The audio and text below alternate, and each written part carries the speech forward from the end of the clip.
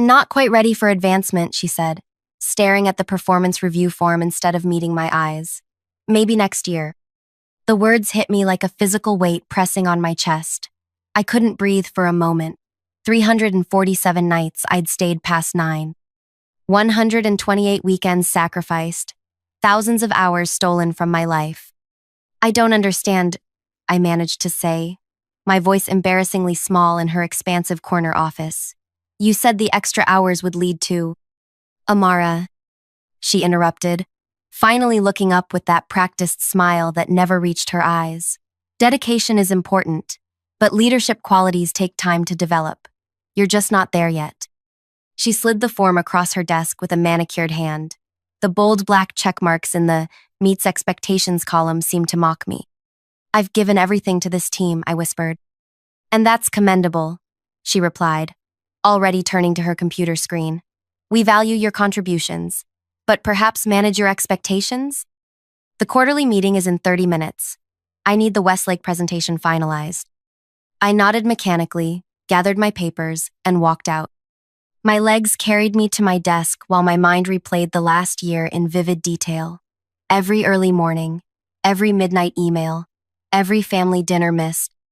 Every moment I'd convinced myself the sacrifice was worth it. I'm Amara, by the way, 29 years old. Until that moment, I was the senior analyst who believed working 75-hour weeks under Elise meant I was proving myself.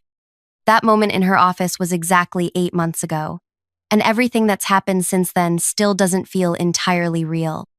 Before I go any further with this story, could you please take a few seconds to tell me in the comments where you're watching from? I'm still processing everything that happened, and knowing my story is reaching people somehow makes it easier to share. And if you could like and subscribe, it would really mean a lot. I have other stories about workplace reality that might help someone else feel less alone. So, back to that day. I returned to my desk and stared at my computer screen. The Westlake presentation displayed the same charts and analyses I'd spent 3 sleepless nights creating. The same presentation Elise would deliver, just as she had with every major project for the past year.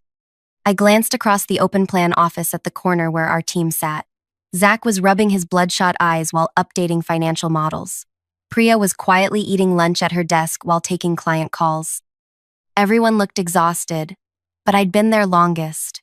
Elise's first hire when she became department head. You okay? Taylor whispered, rolling her chair closer to mine. She was the only other person who regularly stayed as late as I did. I forced a smile. Fine. Just tired. The promotion? She asked. Next year, apparently. She gave me a knowing look. She said the same to Hector last year before he left. I turned back to the Westlake presentation, making one final edit before sending it to Elise. My phone buzzed with a text from my mother. Are you coming to dinner Sunday? Haven't seen you in weeks. I stared at it, realizing I couldn't remember the last family dinner I'd attended. Dad's birthday? No, I'd sent a gift but was working on the Henderson proposal that night. Christmas? I'd made an appearance for 2 hours before returning to the office to prepare for the year-end meeting. When I looked up, Elise was walking toward the conference room, my presentation in hand, nodding confidently to the executives gathering inside. She caught my eye briefly and gave me a small, expectant nod, her signal that I should be ready for any questions she couldn't answer. That night, I didn't stay late. For the first time in months, I left at 5:30, ignoring Elise's surprised glance as I packed my bag. I walked to my apartment instead of taking the train, needing the 40 minutes to clear my head. My apartment felt strange, almost like a hotel room. I'd been spending so little time there that dust had gathered on the framed photos of friends whose calls I'd stopped returning. Plants my sister had given me as housewarming gifts had long since died. I sat at my small kitchen table and opened my laptop. Instead of checking work emails, I created a new document and titled it Resignation Letter. But I didn't write anything else. Something stopped me. Not loyalty to the company, certainly not to Elise. It was anger. Pure, clarifying anger that had been building for months, finally crystallizing in that performance review. I deserved better than to simply walk away. The next morning, I arrived at work at my usual early hour of 7:15, but with a completely different mindset. Where I had once seen dedication, I now recognized exploitation. Where I had seen opportunity, I now saw manipulation. Elise arrived at 9:30, as she always did. The Decker report needs to be completely revised, she announced, dropping a folder on my desk. They moved the timeline up. Need it by tomorrow. I'll get started right away, I replied, with the same eager tone I'd always used. She paused, perhaps detecting something different in my eyes, but then continued toward her office. Oh, and I'll be in meetings until 4. Handle any client calls that come in. Of course, I said. That's what I'm here for. I wasn't supposed to talk to clients directly. That was her role. She'd made that abundantly clear from day one. Yet somehow, during those 75-hour weeks, it was always urgent that I handle client calls when she disappeared for her 3-hour lunch meetings. After she left for her first meeting, I began working on the Decker report, but I also opened a new spreadsheet and created my first entry, Day 1 of documentation. For 2 weeks, I meticulously recorded everything.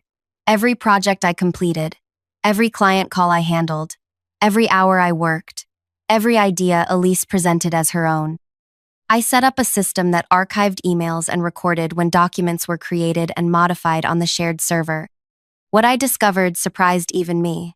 Over the past year, I had personally handled 64% of our department's deliverables.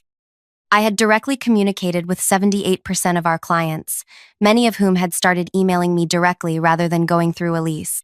And here's where things get interesting. During those late nights when Elise thought I was just grinding away on reports, clients had started to recognize who was actually doing the work. Thanks for the quick turnaround on those projections, Amara, wrote Curtis from Whitefield Industries. I've stopped copying Elise since you're clearly the one making things happen. Your analysis on the market expansion was exactly what our board needed. Nadine from Arvon Ventures had written, if you ever consider a change, we should talk. I'd never responded to these subtle offers, believing my loyalty would eventually be rewarded. What a joke that seems like now. 3 weeks after my performance review, Elise called me into her office again. The executive team was impressed with the Westlake presentation, she said, smiling. They specifically mentioned the market segmentation approach, the one I'd created at 2 a.m. on a Sunday while she was posting vacation photos from her weekend getaway. That's great to hear, I replied. I mentioned you helped compile some of the data, she added, as if offering a generous acknowledgement. I just nodded, my face neutral while my documentation spreadsheet grew by another entry. There's a new client coming in next week, she continued. Very important potential account. I need you to prepare a comprehensive proposal by Monday. That's 4 days from now, I noted.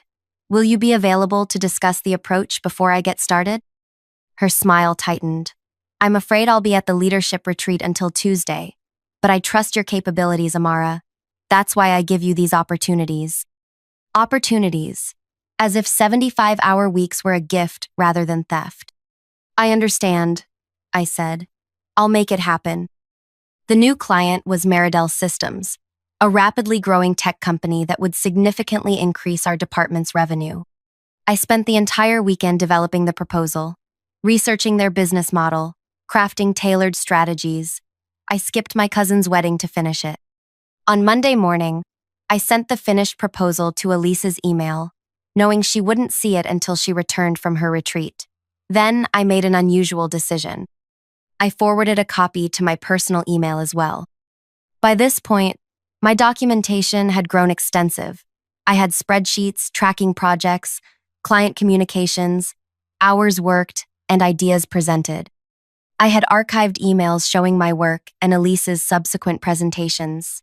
I even had recordings of conference calls where clients specifically asked for me rather than Elise. What I didn't have yet was a plan.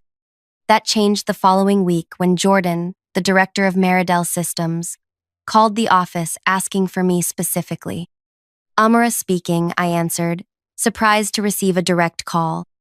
Amara, this is Jordan from Meridel. I wanted to personally thank you for the proposal you put together. It's exactly what we've been looking for. I hesitated, glancing toward Elise's empty office. I appreciate that, but I should mention that our team— No need for modesty, Jordan interrupted. Elise explained that you were the architect behind the strategy. She spoke very highly of your capabilities. I nearly dropped the phone. Elise had taken credit for my work countless times, but this was the first time she'd done the opposite, giving me credit for something she should have claimed as a team effort. That's good to hear, I managed to reply. Actually, that's not the only reason I'm calling, Jordan continued. We've been impressed with your approach. We have an opening for a director of strategy that I think would be perfect for you. Would you be interested in discussing it? The offer caught me completely off guard. Yes, I would be interested. Excellent. Let's set up a time next week. And, Amara, this conversation is between us for now. After hanging up, I sat motionless at my desk, mind racing, a job offer, a director position, at a company that would be our newest client. The pieces began falling into place. I now had documentation of Elise's pattern of behavior, direct client relationships she didn't know about, and a potential exit strategy. But something still felt incomplete. Walking away to a better job would be satisfying, but it wouldn't address the fundamental injustice of what had happened, not just to me, but to everyone on our team. That night, I made 3 phone calls. The first was to Curtis at Whitefield Industries, who had hinted at a position months earlier. The conversation was brief but productive. The second was to Nadine at Arvon Ventures, who sounded genuinely excited to hear from me directly. The third was to our company's HR director, Kelsey, requesting a confidential meeting the following morning. When I arrived at work the next day, a new clarity had settled over me. I went through my morning routine as usual, but instead of diving immediately into work, I walked to the HR department. Kelsey welcomed me into her office with a look of curiosity. This is unusual, Amara. You've never requested a meeting before. I know, I replied, setting my folder on her desk. I've been with the company for 3 years now, all of them in Elise's department. I'd like to discuss some concerns I have about management practices. Her expression shifted to cautious professionalism. I see. What kind of concerns? I've documented a pattern of behavior that I believe constitutes both ethical violations and potential breach of company policies, I said, opening my folder. I've prepared this information because I'm submitting my resignation today, and I wanted to ensure the company understands why. For the next 30 minutes, I walked Kelsey through my documentation, the hours, the client communications, the misrepresentation of work. Her expression grew increasingly troubled. This is extensive, she finally said. Have you discussed any of this with Elise directly? No, I admitted. The power dynamic made that difficult. Kelsey nodded slowly. I appreciate you bringing this forward, though I wish you'd come to us sooner. Would you consider delaying your resignation while we investigate? I've already accepted another position, I replied. My last day will be 2 weeks from now. She looked disappointed, but not surprised. I understand. May I ask where you're going? Meridel Systems has offered me a director position. Her eyebrows shot up. The new client? Does Elise know about this? Not yet, I said, but she'll find out soon enough. When I returned to my desk, Elise was already there, scrolling through emails on her phone. Where were you? She asked without looking up. The quarterly reports need revision before the 3 p.m. call. I had a meeting with HR, I replied calmly. That got her attention. Her head snapped up, eyes narrowing slightly. HR? What about? I submitted my resignation, I said, handing her an envelope. My last day will be in 2 weeks. She stared at the envelope as if it might burn her fingers. Resignation? This is unexpected. We've invested so much in your development. The audacity of that statement almost made me laugh. Instead, I simply nodded. Yes, well, I've decided to pursue another opportunity. Which company? She demanded, her composed facade cracking slightly. Meridel Systems, I replied. They've offered me a director position. The color drained from her face. Meridel? But they're about to sign with us. How did you even… Jordan called me directly, I explained. Apparently you told him I was the architect behind their proposal. Her mouth opened and closed several times before she found her voice again. That was a misunderstanding. I was simply acknowledging your contribution. For the first time, I noted. Her eyes hardened. This is highly unprofessional, Amara. Poaching a client? I didn't poach anyone, I interrupted. They called me. And I'm not the only one. Whitfield and Arvon Ventures have also made offers. Now she looked truly alarmed. Those are our 3 largest accounts. Yes, I agreed. And they all seem to know who's been doing the actual work. Elise glanced around the office, suddenly aware that our conversation might be overheard. 5 minutes, she said in a lowered voice. Just give me 5 minutes to discuss this privately. I pretended to consider her request. All right, but not in your office. Let's use the main conference room. She looked confused but nodded. Fine. 10 minutes. I'll be there, I promised. As she walked away, I sent a quick text message. Conference room A, 10 minutes. When I entered the conference room exactly 10 minutes later, Elise was already seated at the table, typing frantically on her laptop. She looked up when I entered, then froze when she saw I wasn't alone. Behind me walked Kelsey from HR, followed by our CEO, Alden Merrick, and the head of client services, Marcus. What is this? Elise demanded, standing abruptly. The 5 minutes you requested, I replied calmly, taking a seat across from her. I thought it would be more productive with everyone present. Alden Merrick looked between us with confusion. Kelsey mentioned there was an urgent matter regarding client relationships. Would someone explain what's happening? Before Elise could speak, I opened my laptop and connected it to the room's display screen. I think it's easier if I show you. For the next 20 minutes, I methodically presented my documentation, including client emails praising work they thought was Elise's, detailed timelines showing when work was created versus presented, and evidence of the 75-hour weeks I'd been working while Elise claimed credit for the results. Most importantly, I concluded, 4 major clients have made it clear they've been working with me directly for months. 3 have offered me positions, and I've accepted one with Meridel Systems. The room fell silent. Alden Merrick's face had grown increasingly stern throughout my presentation. Marcus looked stunned. Kelsey was taking notes, her expression unreadable. And Elise. Elise had gone from defensive to desperate. This is a complete mischaracterization, she finally stammered. Amara was ambitious, yes, but she's clearly twisted these interactions too. Elise, Alden Merrick interrupted quietly. The timestamps on the server don't lie. Neither do the client emails. And what about this? I added, pulling up one final email. It was from Jordan at Meridel, sent that morning after I'd called to accept their offer. Amara, we're thrilled you've accepted our offer. As discussed, we'll be terminating our pending agreement with your current employer due to leadership concerns they've been made aware of. Looking forward to having you on board. Elise's stammering defense collapsed entirely. The room felt charged with tension as Alden Merrick turned to me. Amara, would you give us a moment to discuss this privately? I nodded, gathered my things, and walked toward the door. As I reached for the handle, Alden Merrick spoke again. And Amara, please don't leave the building. I'd like to speak with you afterward.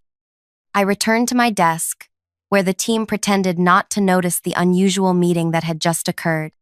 30 minutes later, my phone buzzed with a message from Alden Merrick's assistant. Mr. Alden Merrick would like to see you in his office. When I entered the CEO's spacious office, Alden Merrick was standing by the window, looking out at the city skyline. He turned as the door closed behind me. Please, sit down, he said, gesturing to the chair across from his desk. I took a seat, waiting for him to speak first. I want to apologize, he began, which was not what I expected. What happened to you should never have occurred in this company. We pride ourselves on recognizing talent and rewarding hard work. Thank you, I replied carefully. Elise has been removed from her position, effective immediately, he continued. Kelsey is meeting with the rest of your team to gather additional information, but your documentation was comprehensive. I simply nodded. I'd like to offer you her position, Alden Merrick said directly. Same salary she was making, plus the bonus structure. You've clearly been doing the job already, and the clients trust you. The offer hung in the air between us. 6 months ago, I would have jumped at this opportunity. Now, it felt hollow. I appreciate the offer, I said carefully, but I've already accepted the position with Meridel. Alden Merrick leaned forward. We can match whatever they're offering, plus compensation for the overtime and missed promotion. I smiled slightly. It's not about the money, Alden Merrick. It's about trust. I can't work for a company that allowed this to happen for so long. He looked genuinely disappointed. I understand, but is there anything we can do to at least keep the client relationships intact? Meridel, Whitfield, Argo, they represent nearly 40% of our annual revenue. And there it was, the real concern. Not my well-being or the toxic culture, but the bottom line. That's not my decision, I replied, but I suspect they'll make their own choices based on who they want to work with. Alden Merrick nodded slowly, accepting defeat. Your 2 weeks' notice won't be necessary. We'll pay you through the end of the month, but you can clear out your desk today if you prefer. I'd like that, I said, standing. Thank you. As I walked back to my desk to gather my things, I could feel eyes following me. News traveled fast in our office. Taylor approached as I was packing my personal items. Is it true? She whispered. Elise is gone? I nodded. Yes. And you're leaving too, for Meridel? Also yes. She looked around cautiously before speaking again. Take me with you? I smiled for what felt like the first time in months. Send me your resume tonight. When I walked out of the building for the last time, carrying a small box of personal items, I felt lighter than I had in years. No more 75-hour weeks. No more stolen credit. No more empty promises. 3 months later, 5 members of my former team had joined me at Meridel. Curtis from Whitefield had taken a position as our director of partnerships. And Elise? Last I heard, she was struggling to find a new position. Apparently, references matter. I work 50 hours a week now, by choice. I have dinner with my family every Sunday. I sleep in my own bed, not at my desk. And when someone on my team stays late, I make sure they know it's noticed and appreciated. Some people say revenge is a dish best served cold. I disagree. The best revenge is building something better from the ashes of what tried to break you. If you're watching this and recognizing your own Elise, remember, documentation is power. Your work has value. And sometimes, walking away is the strongest statement you can make. If my story resonated with you, please like this video and subscribe for more, and leave a comment letting me know if you've ever had an Elise in your life and how you handled it. No one should have to work 75 hours a week for a promotion that never comes. I didn't expect my story to get this far, to be honest. When I first walked out of that building 3 months ago, part of me was terrified. Switching careers is scary enough. Switching after burning bridges with a supervisor like Elise felt like jumping off a cliff without checking if there was water below. The morning after I left, I woke up at 5:30 a.m. out of habit, heart racing with phantom anxiety about reports due and emails unanswered. I actually reached for my phone before remembering I didn't work there anymore. For the first time in over a year, I went back to sleep. When I started at Meridel the following week, I half expected to walk into another version of the same nightmare-different building, same toxic culture. But Jordan met me in the lobby personally, not to parade me around like a trophy, but to introduce me to the team members I'd be working with. We don't do hierarchy for hierarchy's sake here, she explained as we walked through an open workspace that actually looked comfortable. Your title is Director of Strategy because that's the work you'll be doing, not because we needed another layer of management. My office, yes, an actual office with a door, had a window that faced east. For the morning person you mentioned you are, Jordan said with a smile, though we hope you won't be here at sunrise anymore. On my desk sat a small plant with a card. This one's hard to kill, even if you work reasonable hours. Welcome to the team. That first week felt like detox. I kept bracing for urgent last-minute requests that never came. I'd finish projects early and sit there, anxiety building, wondering what I was missing. You're done? Jordan asked, finding me still at my desk at 6:30 p.m. one evening. Why are you still here? I just wanted to make sure the client presentation was perfect for tomorrow, I explained. She leaned against my doorframe. Amara, the presentation was perfect 2 hours ago when we reviewed it together. Go home. What if there are questions I didn't anticipate? Or if, then we'll handle them tomorrow, she interrupted gently. This isn't that place.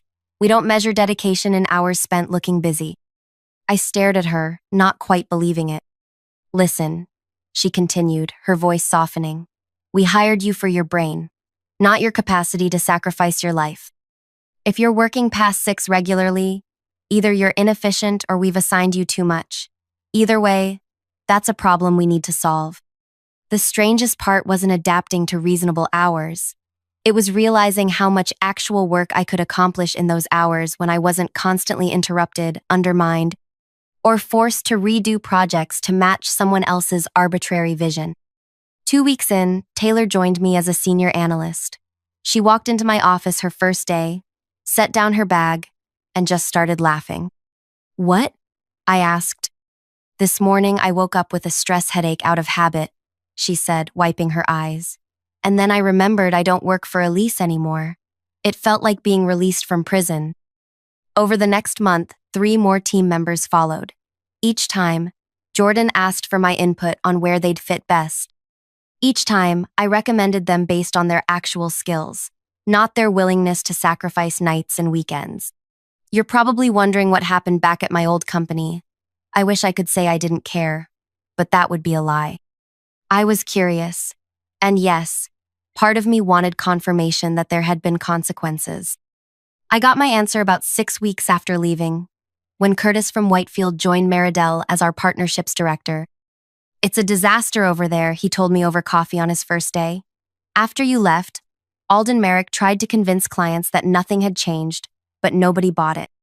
Whitfield pulled our contract when they assigned some new guy who couldn't answer basic questions about our implementation. And Elise? I asked, trying to sound casual. Curtis snorted. Gone. Alden Merrick kept her around for maybe 2 weeks before realizing she couldn't deliver without you doing the actual work. Last I heard, she was interviewing at Thaxter Group. I felt a strange twinge at that. Thaxter Group was known for grinding through employees even worse than my former company. For a moment, I almost felt bad for her. Almost. What about the rest of the team? I asked. The ones who haven't already followed you here are updating their resumes, he said. Alden Merrick brought in some hotshot from their East Coast office to rebuild the department. But the damage is done. 3 major clients walking out in 2 months doesn't look good for anyone. I nodded, processing this information. The revenge I'd orchestrated had extended far beyond what I'd initially imagined. It wasn't just Elise who'd suffered. The entire company was facing the consequences. That night, I called my mother for our weekly chat. You sound troubled, she noted after I'd asked about my dad's garden and my sister's new baby. My mother always could read my voice like a book. I found out today that my old company is struggling, I admitted. After I left, I mean. And that bothers you? I thought I'd feel, I don't know, vindicated, but it's more complicated. She was quiet for a moment.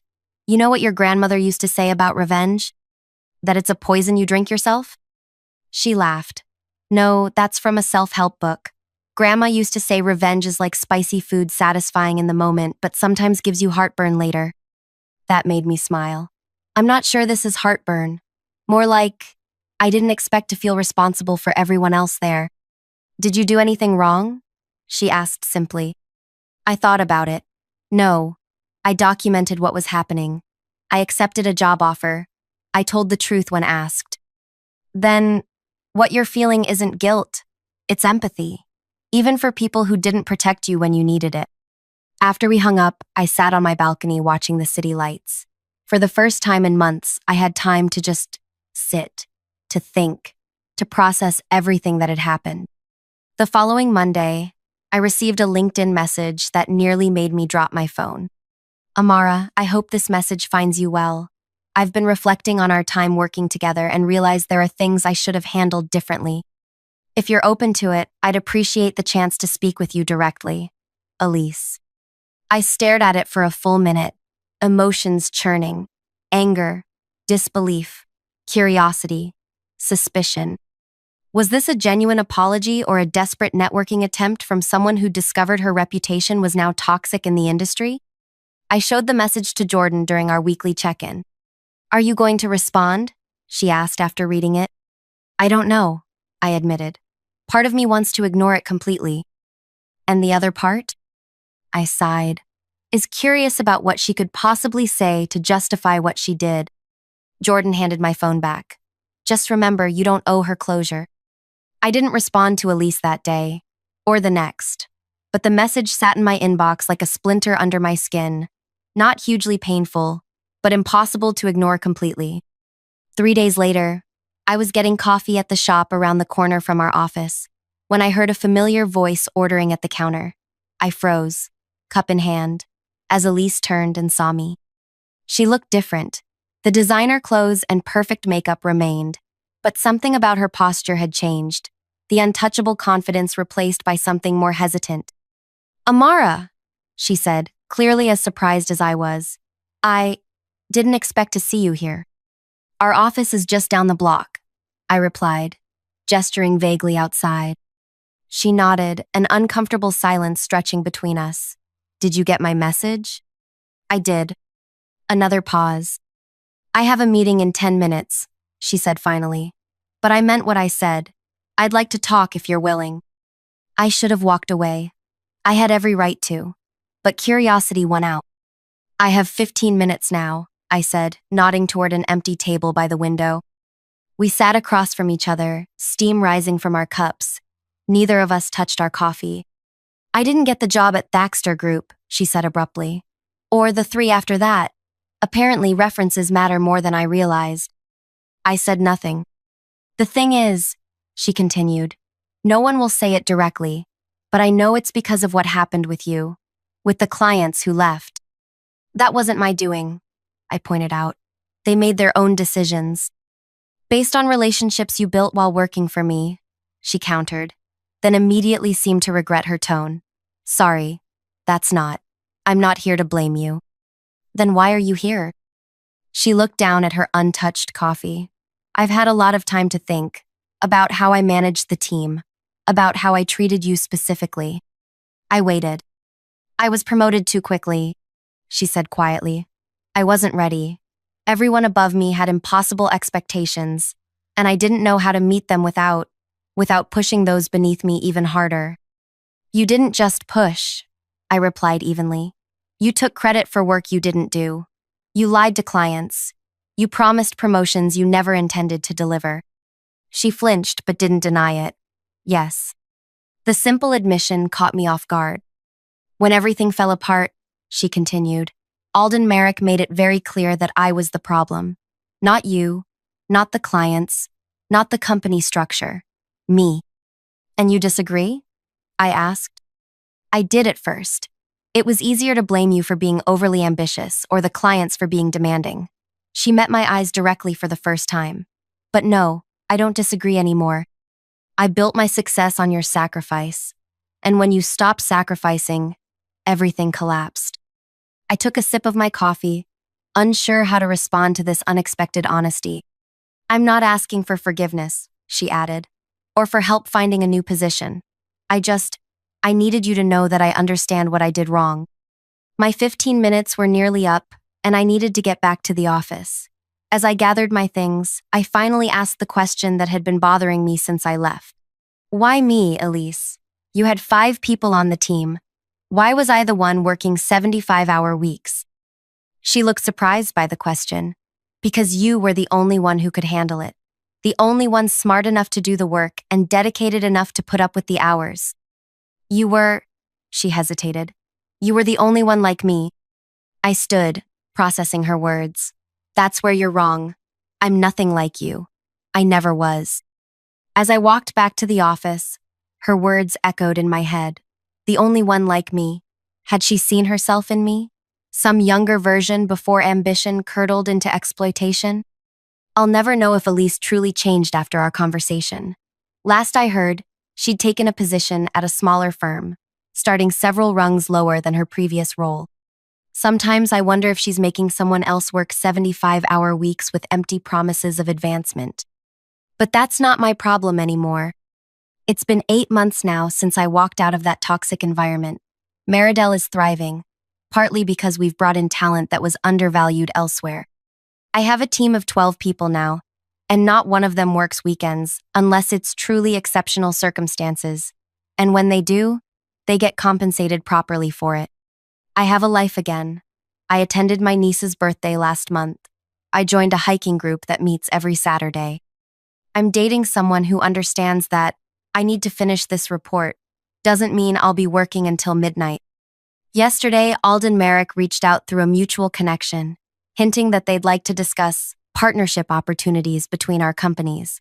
I politely declined the introduction. Some bridges aren't meant to be rebuilt. The most valuable lesson from all of this wasn't about revenge. It was about worth.